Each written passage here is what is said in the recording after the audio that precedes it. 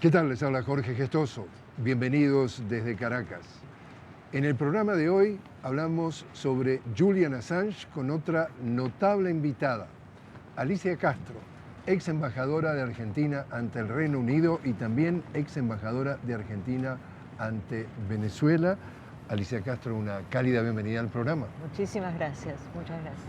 Alicia, tú conociste a Julian Assange y lo conociste bastante o muy bien. Sí, lo conozco bien, soy su amiga, porque cuando yo llegué a Londres en el 2012, él obtuvo el asilo diplomático en la Embajada de Ecuador en Londres, en ese mismo año. Así que fuimos muy pronto a verlo.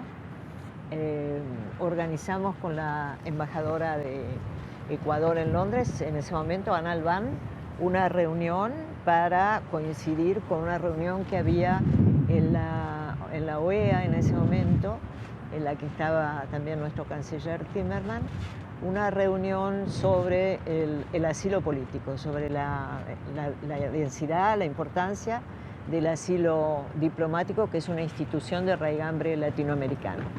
Y en ese sentido, bueno, inmediatamente al rato llegó Julian ese día, estoy hablando del 2012, era impactante verlo porque ya era una leyenda.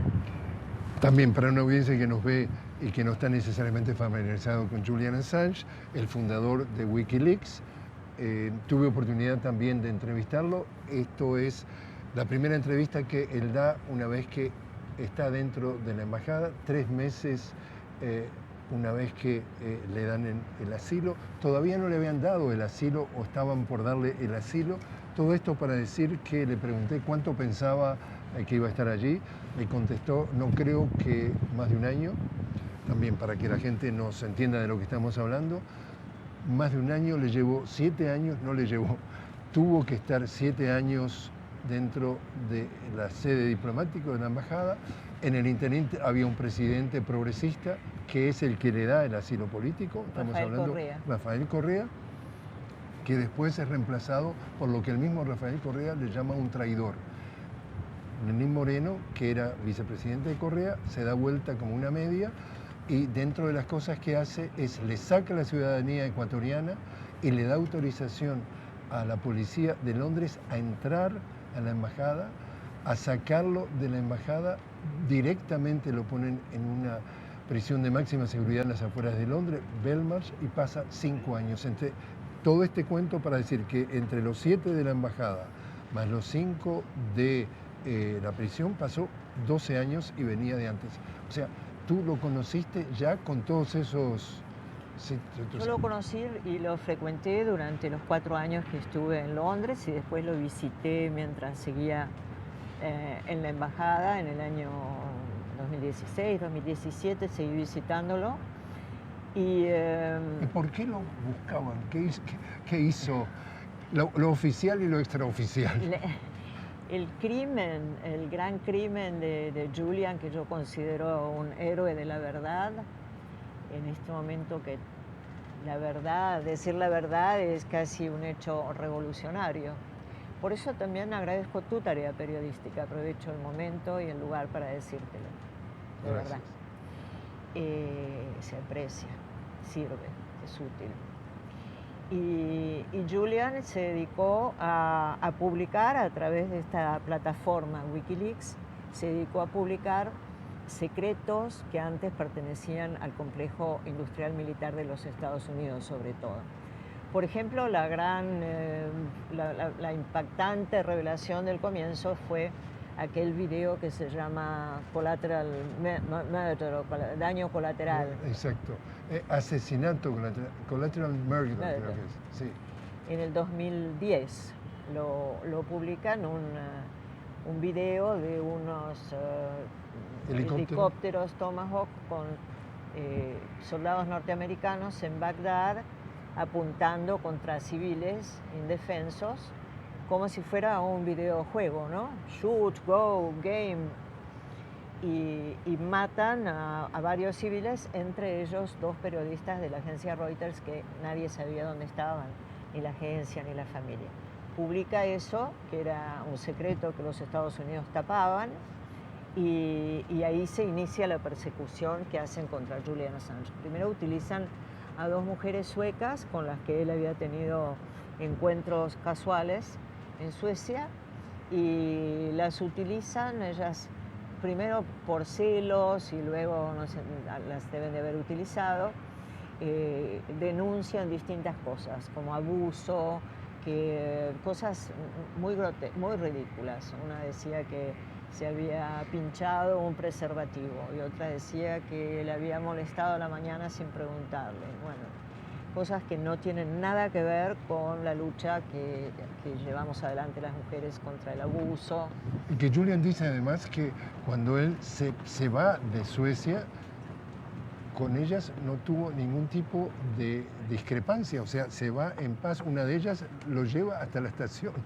Exacto, al contrario, yo vi también como me interesé por el caso, porque no me hubiera gustado ser amiga de un abusador, así que le pregunté, vi los mensajes de estas mujeres diciéndole que volviera con ellas, que estuviera con ellas, etcétera, pero fueron utilizadas, en Suecia ese tema es muy riguroso, fueron utilizadas para perseguirlo a Julian y para tratar de que volviera a Suecia en esas condiciones, y él sabía perfectamente que los Estados Unidos lo iban a perseguir hasta ponerlo preso y tratar de extraditarlo. Ahí está, él está viviendo en Londres, va a una conferencia en Suecia con estas 2 mujeres, se da este incidente, él vuelve porque se había arreglado su inocencia o ningún tipo de acción que fuera incorrecta, vuelve a Londres a vivir y de pronto le vuelven a sacar el tema y lo quieren mandar a Londres, a Suecia. Y es allí en donde él sabe que si él va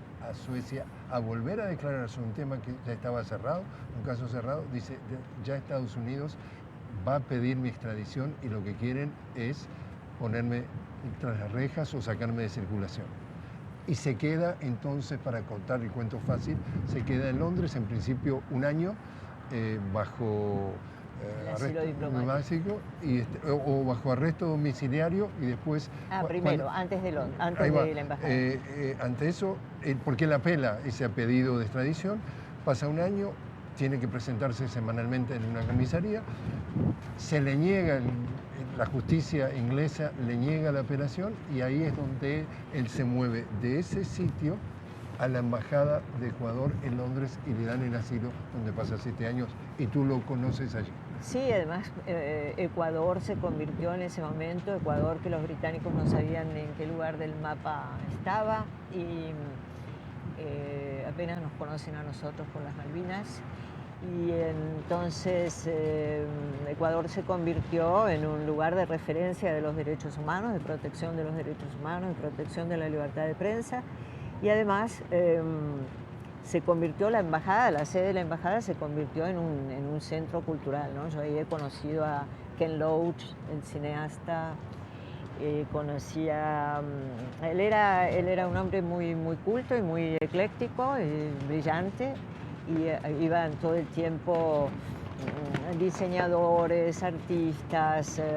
Si un día uno había ido Zizek, el filósofo, y uno se lo había perdido, pero al día siguiente llegaba Yoko Ono o Lady Gaga, o bueno, periodistas como Gavin McFadden, que creó la Courage Foundation, la Fundación Coraje, y hasta último momento bregó por él, como John Pilger, el periodista australiano, grandes figuras del periodismo, Daniel Ellsberg. Estaban todos pendientes de la cuestión de Julian Assange, porque luego él siguió trabajando a través de esta plataforma para revelar, en realidad, para democratizar la verdad, para que todos los hombres y las mujeres de a pie conozcamos cómo funciona el mundo, hasta qué grado estamos controlados, vigilados por nuestros dispositivos celulares, cómo Google es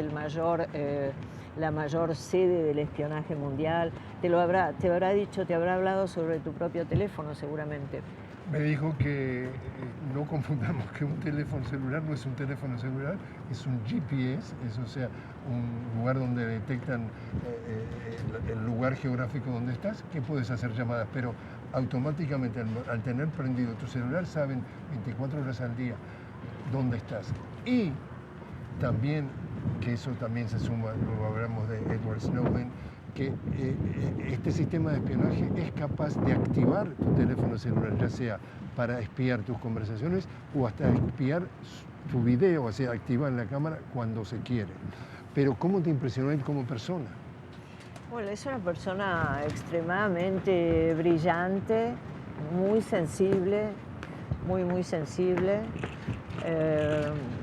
Por supuesto, obsesionado con la tarea con la que estaba haciendo. Yo la última vez que lo vi, que creo que él sabía que venían tiempos muy difíciles para él, tenía un collar de pendrives colgados, un collar de pendrives, ¿no? Y además cuando uno le preguntaba sobre alguna cosa en especial, yo le preguntaba por nuestra región, le preguntaba por Argentina, le preguntaba por... Hay un periodista argentino, Santiago O'Donnell, que ha hecho un trabajo sobre los cables filtrados que tienen que ver con Argentina, Santiago O'Donnell. Y bueno, a todos nos interesa saber, porque ahí veíamos qué políticos frecuentaban la Embajada de Estados Unidos para cooperar o para dejar de cooperar con su propio país. Bueno, eso fue un gran espacio en su tarea también, la de los cables diplomáticos, ¿no? Que muestran muy claramente la injerencia que tienen los Estados Unidos de América en la vida de nuestros países, en el manejo de nuestros gobiernos, el manejo de nuestras economías, ¿no? Acá, Bolívar hace 200 años dijo: América Latina parece destinada, seguramente conocés la frase, por la providencia a sembrar de miserias a América Latina en nombre de la libertad. Y eso sigue siendo hoy, esa sigue siendo la intención de Estados Unidos sobre Venezuela y sobre la región. Alicia, te invito a hacer una pequeña pausa. Estamos hablando con Alicia Castro, ex embajadora de Argentina ante el Reino Unido y también ex embajadora de Argentina ante Venezuela. Estamos hablando sobre Julian Assange, alguien que solamente no es el fundador de Wikileaks, sino que Alicia tuvo oportunidad de conocerlo muy bien, ella lo califica como su amigo. Enseguida regresamos.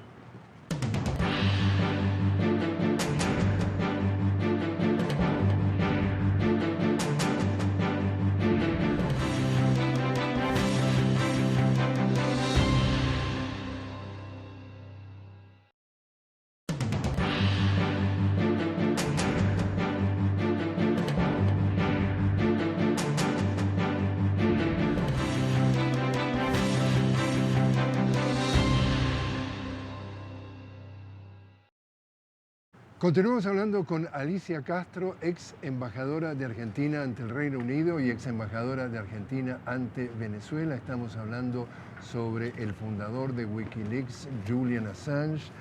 Alicia, lo conociste durante tus 4 años de permanencia como embajadora en el Reino Unido, en Londres, y tú veías en ese sentido un Julian Assange que en un momento se da cuenta que está siendo espiado.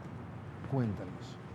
Sí, él era consciente de que era espiado dentro de la sede de la propia embajada, incluso cuando hablábamos de algún asunto delicado, sobre todo, ahora lo puedo decir, cuando se trató de proteger a Edward Snowden, que era un funcionario del servicio de NSA, es el Servicio Nacional de Seguridad de los Estados Unidos, y que él revela muchas cosas y se vuelve entonces un enemigo de los Estados Unidos que lo busca para arrestarlo y procesarlo. Y hubieron días, noches que estaban en un limbo, que finalmente Rusia lo recibió, Ecuador le hizo una visa y Rusia lo recibió. Cristina Fernández de Kirchner lo visitó cuando fue a Rusia, tuvieron una conversación muy interesante. Porque ahora todos lo sabemos y ahora todos sabemos que somos víctimas de una verdadera guerra de noticias falsas Sabemos que la información, hasta la de nuestros teléfonos, es manipulada para hacer determinadas campañas políticas, para que los presidentes o los representantes mientan más y mejor, con mejor direccionamiento. Por eso es tan importante que acá en Venezuela se esté machacando sobre la voluntad popular, ¿no? Aparte del mundo ficcional de los medios y de las redes. Y esos días y otros en que hablábamos de cosas delicadas, Julian se ponía algo sobre la cabeza y hablábamos en distintos cuadernitos. Yo le escribía una cosa, se la pasaba, él, y además prendía una radio. Siempre fue consciente de dos cosas. Siempre fue consciente de que lo espiaban y siempre fue consciente de que podía terminar muy mal. O sea, que sabía el riesgo de lo que había tomado. Plenamente, plenamente. Yo a veces me parecía como un Jesús en el huerto de los olivos, como un Cristo en el huerto de los olivos, porque estaba completamente dedicado a la misión de decirnos la verdad, de que supiéramos cómo funciona el mundo, de que supiéramos cómo nos mienten, de que supiéramos cómo nos engañan. Él, por ejemplo, me señaló, una vez que yo le preguntaba sobre Venezuela, siempre me contestaba lo mismo cuando yo le preguntaba algo más. Me decía, si tuviera algo más, lo hubiera publicado. Porque él, otra de las ventajas enormes de Wikileaks es que publican lo que consideran que es verdad. Después en general, reciben la información encriptada, la chequean, tienen un récord extraordinario de años funcionando sin una noticia falsa. Y así que siempre me decía, si tuviera algo más lo hubiera dicho. Pero sí me señaló una revelación de Edward Snowden del año 2004, un documento de la National Security Agency, de la suma de las agencias de seguridad de los Estados Unidos, que señalan, de entre todos los países en los que intervienen normalmente, señalan los 5 o 6 países que tienen para los Estados Unidos de América objetivo estratégico permanente. Está, por supuesto, China, Rusia, Irán, y el único país que interesa a los Estados Unidos de América como objetivo estratégico permanente es Venezuela. Entonces, no nos alarma digamos, todos los cañones de los Estados Unidos puestos contra Venezuela, lo tienen escrito. Artículo F, destinar recursos y agentes de seguridad para impedir que Hugo Chávez, en ese momento era el presidente, tenga mayor influencia en la región en América y puedan ser afectados nuestros objetivos estratégicos energéticos. También para contar esto con pinceladas muy, muy gruesas, ¿cómo funciona lo que se supo después del sistema de espionaje dentro de la embajada? El presidente Rafael Correa, el presidente de turno, presidente progresista, tiene un sistema de seguridad incluso a nivel personal de una compañía española. A esa altura, en realidad la embajada en Londres de Ecuador no tenía grandes amenazas. Entra Julian Assange y esta compañía española, que había sido un hombre mercenario, el propietario, se le acerca a la CIA y lo compra. Y entonces cambia todo el sistema de seguridad dentro de la embajada, en donde, por ejemplo, lo que tenían cámaras, le incorporan el sonido. En el extinguidor le ponen micrófonos. A la gente que entra en la embajada le piden que deje sus celulares y automáticamente todo el contenido de los celulares en las paredes tratan de que todo se sepa. Assange lo tienen bajo control 24 horas al día, porque con eso podrían generar más su caso legal contra Assange.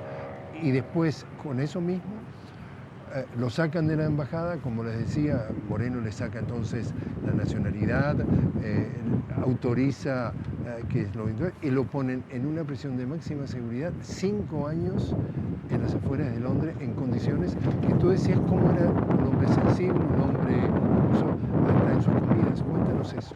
Sí, es una persona delicada y por supuesto alguien que estaba hiperconectado y comunicado. No me puedo imaginar, no sé cómo resistió 5 años en una prisión de máxima seguridad, en un aislamiento, sin cargos y además con la amenaza de la extradición a los Estados Unidos. Esto es esto marca el fin del derecho internacional y de la libertad de prensa, Jorge. Porque dentro de esa extradición se mencionaba que podían aplicarle el artículo de espionaje, que era al principio de 1900, que podría ser hasta 175 años de cárcel. 175 años de prisión, lo esperaban si era extraditado a los Estados Unidos. Y además, ¿qué significa? Que un periodista en cualquier parte del mundo, hoy, vos, acá y ahora, dice o hace algo que a los Estados Unidos de América no le gusta, no le conviene, pueden iniciarte un proceso sin cargos, como el caso de Assange, iniciarte un proceso y extraditarte y juzgarte en los Estados Unidos. Porque él era un ciudadano australiano. Ciudadano australiano, la plataforma Wikileaks que existe, la aconsejo a todo el mundo, como dice Julian, existiendo Wikileaks, si querés saber la verdad, la podés conocer. La plataforma es una plataforma global, o sea, no tenía ninguna entidad, los Estados Unidos de América, para extraditarlo, para apresarlo. Y sin embargo lo intentaron durante todos estos años, finalmente logró un acuerdo legal y pudo liberarse, lo cual me parece, bueno, una de las pocas noticias buenas de estos años. Otra es la asunción de Lula, otra es la de Claudia Sheinbaum, otra es la de Orsi en Uruguay, y otra es la reelección de Maduro en Venezuela y la liberación de Julian Assange, que un poco nos libera a todos y sobre todo libera la verdad, la enorme fuerza de la verdad. Hay que perseguirla. Entonces, en esos 7 años que está Julian dentro de la embajada, conoce a una abogada que se llama Stella, se casa dentro de la embajada. Se casó en la prisión, en Belmarsh. Cierto, se casó en la prisión. El contacto inicial con Stella es en la embajada. Tienen 2 hijos. En total misterio. Te digo que yo conozco muy bien a Stella, la quiero mucho y siempre estaba ahí como amiga, como tantos amigos estaban ahí. La veía un poco gorda, pero nunca me imaginé que estaba esperando 2 magníficos niños que tienen. Y ahora viven los 4 felices por el momento en Australia. Ojalá hubiera podido venir a Venezuela ahora. Porque es el gobierno de Australia justamente en la última etapa que activamente participa en esta negociación para que recupere la libertad y se instale a vivir en Australia. Algo que no pasó al principio. Australia le dio la espalda durante muchos años. No hemos visto a Julian como personaje público, no ha hecho declaraciones, lo muy poco se lo ha visto bajar del avión cuando sale del Reino Unido y llega a Australia, que incluso no le permitieron tomar un vuelo comercial, tuvo que tomar un charter que costó enorme dinero y alguien por suerte lo pagó. Y además con la intriga de si ese vuelo llegaría a destino, ¿no?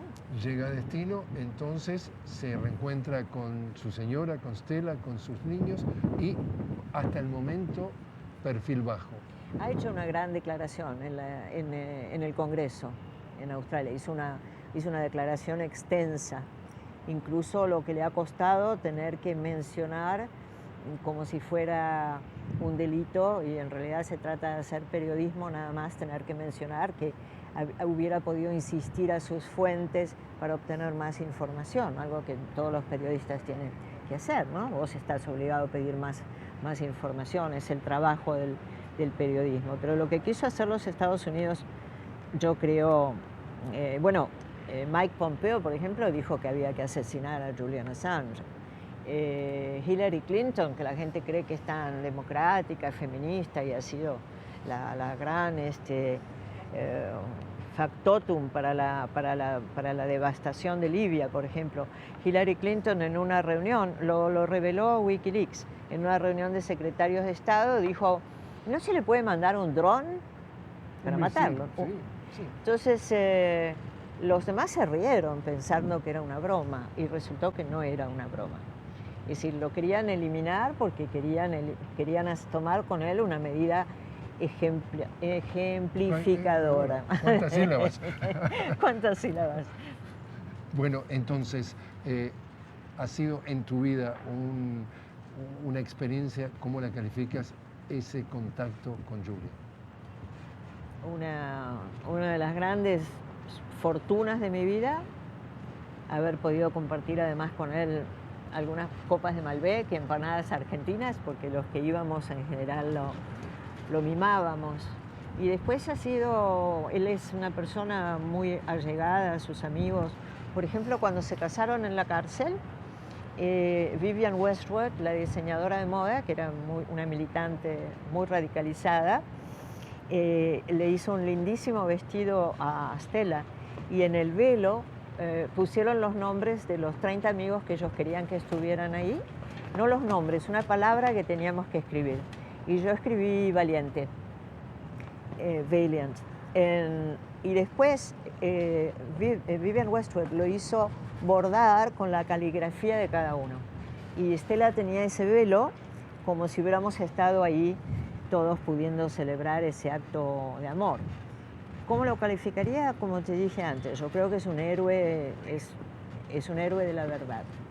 Alicia Castro, muchísimas gracias por estar con nosotros. Gracias a vos.